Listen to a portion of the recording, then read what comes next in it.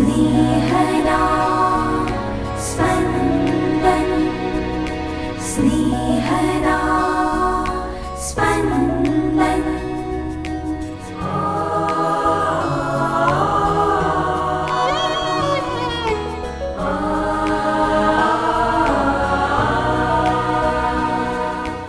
સામાન્ય કાળના 8મા અઠવાડિયાનો શુક્રવાર. ધર્મસભા આજે સંત પાઉલ છઠ્ઠાનું પર્વ ઉજવે છે. આપણે ઈશ્વર પાસે આપણા પાપોની માફી માંગીએ છીએ, તેથી ઈશ્વર પણ અપેક્ષા રાખે છે કે આપણે પણ બીજાને માફ કરીએ. જ્યારે આપણે ક્ષમા આપીએ છીએ ત્યારે જ આપણે ઈશ્વરીય દયા મેળવવા પાત્ર બનીએ છીએ. સાંભળીએ સંત માર્ક કૃત શુભ સંદેશ, અધ્યાય 11, કડી 11-26. પછી ઈસુ યરુશાલેમમાં દાખલ થયા અને મંદિરમાં જઈને તેમણે ચારે બાજુએ નજર નાખી બધું જોઈ લીધું. હવે મોડું થઈ ગયું હતું, એટલે 12 શિષ્યો સાથે તેઓ બેથાનિયા ચાલ્યા ગયા. બીજે દિવસે બેથાનિયાથી નીકળ્યા પછી ઈસુને ભૂખ લાગી અને દૂર જઈને પાંદડા ફૂટ્યા હતા એવું એક અંજીરનું ઝાડ જોતા તેના પરથી કંઈ મળે છે કે કેમ એ જોવા તેઓ પાસે ગયા. પણ અંજીરની મોસમ નહોતી, એટલે પાંદડા સિવાય કંઈ મળ્યું નહીં. તેથી તેમણે એ ઝાડને કહ્યું, હવે પછી કોઈ કદી તારા ફળ નહીં ખાય. અને તેમના શિષ્યો આ સાંભળતા હતા. પછી તેઓ યરુશાલેમ આવ્યા. ઈસુએ મંદિરમાં જઈને ત્યાં જેઓ સોદા કરતા હતા તેઓને હાંકી કાઢવા માંડ્યા અને શરાફોના ગલ્લા તથા કબૂતર વેચનારાઓની બેઠકો ઉથલાવી નાખ્યા. અને તેમણે કોઈને માલ સામાન લઈને મંદિરના ચોકમાં થઈને જવા દેવાની ના પાડી. ત્યાર પછી તેમણે તેમને ઉપદેશ આપતા કહ્યું, મારું ઘર બધી પ્રજાઓ માટે પ્રાર્થના ગૃહ કહેવાશે, એવું શાસ્ત્રમાં નથી કહ્યું? પણ તમે એને લૂંટારાઓનો અડ્ડો બનાવી મૂક્યું છે. મુખ્ય પુરોહિતો અને શાસ્ત્રીઓ આ વાત સાંભળીને ઈસુનું કાસળ કાઢવાનો કોઈ ઉપાય શોધવા લાગ્યા. તેઓ ઈસુથી ડરતા હતા, કારણ લોકો તેમના ઉપદેશથી મુગ્ધ થઈ ગયા હતા. સાંજ પડી એટલે ઈસુ શહેર બહાર ચાલ્યા ગયા. બીજે દિવસે પરોઢિયે ત્યાં થઈને જતા તેઓએ જોયું તો અંજીરનું ઝાડ ઠેઠ મૂળમાંથી સુકાઈ ગયું હતું. પિતરને યાદ આવ્યું અને તેણે ઈસુને કહ્યું, ગુરુજી, જુઓ, આપે જે અંજીરના ઝાડને શાપ આપ્યો હતો તે સુકાઈ ગયું. ઈસુએ જવાબમાં તેઓને કહ્યું, ઈશ્વર ઉપર શ્રદ્ધા રાખો. હું તમને ખાતરીથી કહું છું કે જો કોઈ આ પર્વતને કહે કે ઊઠ અને પડ દરિયામાં, અને જો તેના હૈયામાં શંકા ન હોય, પણ જો તેને શ્રદ્ધા હોય કે હું જે કહીશ તે થશે જ, તો એ પ્રમાણે અચૂક થશે જ.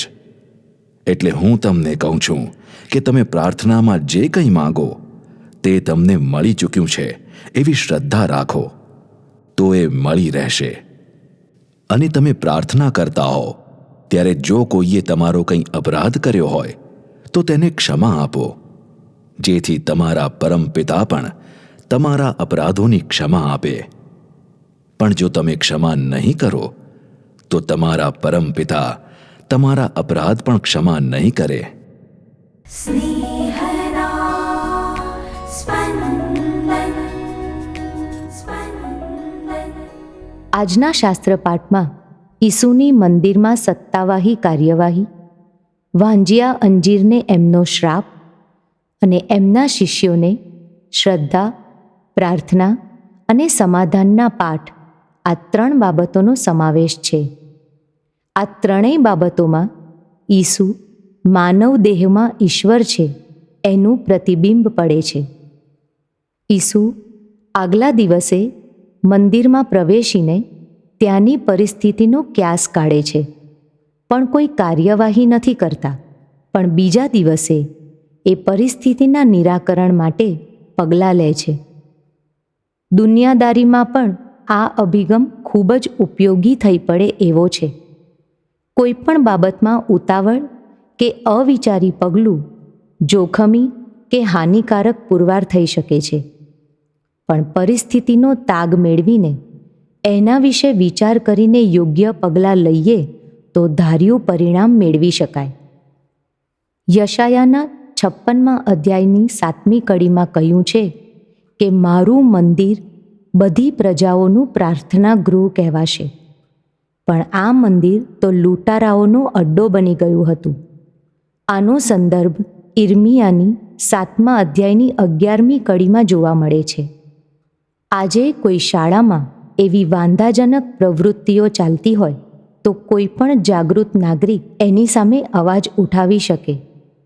અહીં તો આ મંદિર ઈસુના પિતા પરમેશ્વરનું પ્રાર્થના ગૃહ હતું અને તેથી ઈસુ પૂરા અધિકારથી મંદિરનો લોકોના શોષણ માટે વેપારનો અડ્ડો બનાવી મૂકનારને હાંકી કાઢે છે. અંજીરના ઝાડને ઈસુનો શ્રાપ ઈશ્વરીય ન્યાયનો સંકેત છે. આ દ્રષ્ટાંતમાં અંજીરના ઝાડને ઇસરાયેલની ઉપમા તરીકે જોવાય છે, ખાસ કરીને હોશિયા અને ઇર્મિયા દ્વારા જેઓને ઈશ્વરની ઇસરાયેલ વિશે અપેક્ષા હતી એના સંબંધમાં. અંજીરના ઝાડની જેમ જ એના લીલા પાન એનામાં રહેલા જીવનની નિશાની હતી. ઈશ્વરના કૃપાદાનો મેળવીને ઇસરાયેલ ઈશ્વરનો મહિમા કરી શકે એવા કાર્યો કરીને ઈશ્વરના ઉપકારોનું ઋણ ફેડી શકે એમ હતું. પણ તેણે ઈશ્વરથી વિમુખ થવાનું પસંદ કર્યું હતું. માળી પણ બાગમાં એવા જ છોડ અને એવા જ ઝાડને ગોળ કરે છે જે જીવંત હોય અને ફળ કે ફૂલ આપી શકે એમ હોય. જે છોડ કે ઝાડ ફૂલ કે ફળ આપી શકે એમ ન હોય એ બળતણ માટે જ ઉપયોગમાં લેવાય છે. મનુષ્યને પણ ઈશ્વરે એટલા માટે જ જન્મ આપ્યો છે કે તે પોતાના જીવન દ્વારા ઈશ્વરનો મહિમા કરે અને મહિમા વધારે. જે માણસો એનાથી વિરુદ્ધનું જીવન જીવતા હોય એમનો ન્યાય એ પ્રમાણે તોડશે. ઈસુનો એ ઝાડને આપેલો શ્રાપ એ બાબતનો સંકેત આપે છે. ઈસુ આજે તેમના અનુયાયીઓને શ્રદ્ધા અને પ્રાર્થનાની શક્તિ વિશે સમજાવે છે. શ્રદ્ધા એટલે ચમત્કારની અપેક્ષા નથી, પણ એવી શ્રદ્ધા કે પ્રભુ મારો ભલો ગોવાળ છે, જે મારું ધ્યાન રાખે છે અને મારી વિનંતીઓ ધ્યાનમાં રાખીને મારે જે જરૂર છે એ યોગ્ય સમયે આપશે જ. અને એકમાત્ર ઈશ્વર જ અશક્યને શક્યમાં બદલી શકે છે. પણ એની માટે શરત છે કે આપણે અન્યોને માફી આપવાનું કદી ચૂકીએ નહીં.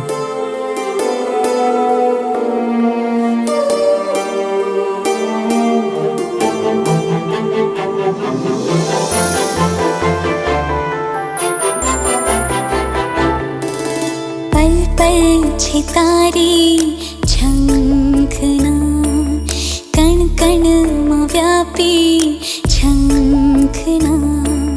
પલ પલ છે તારી ઝંખના, કણ કણમાં વ્યાપી ઝંખના. ક્યારે પામું તુજને પ્રભુ, ક્યારે પામું તુજને પ્રભુ.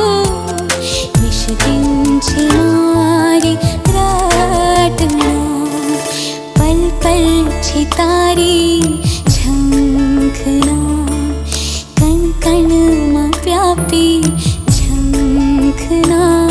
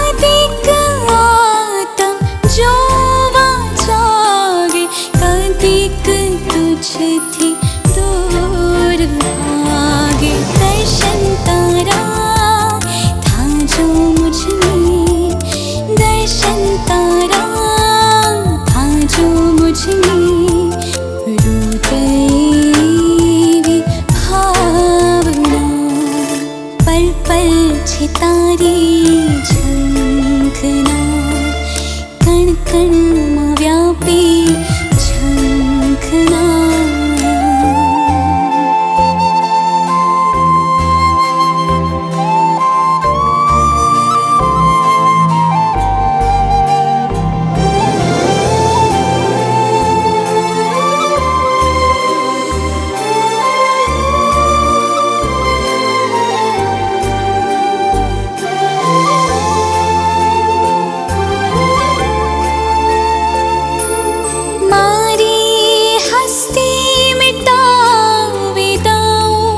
तुझने वारी वारी जाऊं,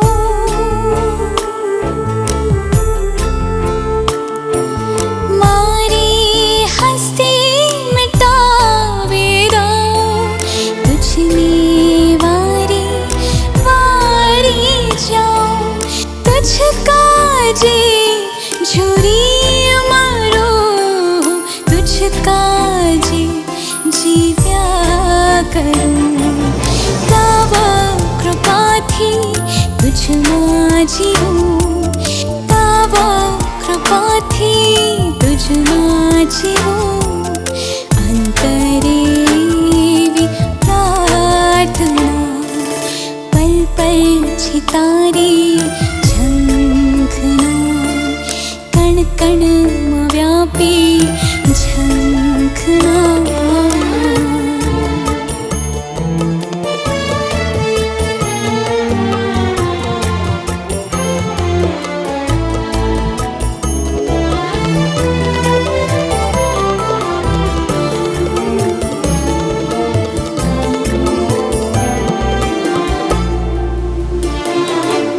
જીવતર તુજમાં વહી જાય, અનંત પ્રેમમાં ભાળી જાય.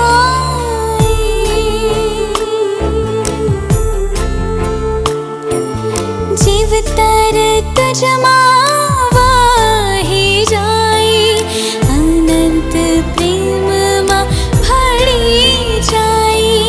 જીવન તેરી કીડીએ વાગે, અમર ગાન મીઠા રાગે.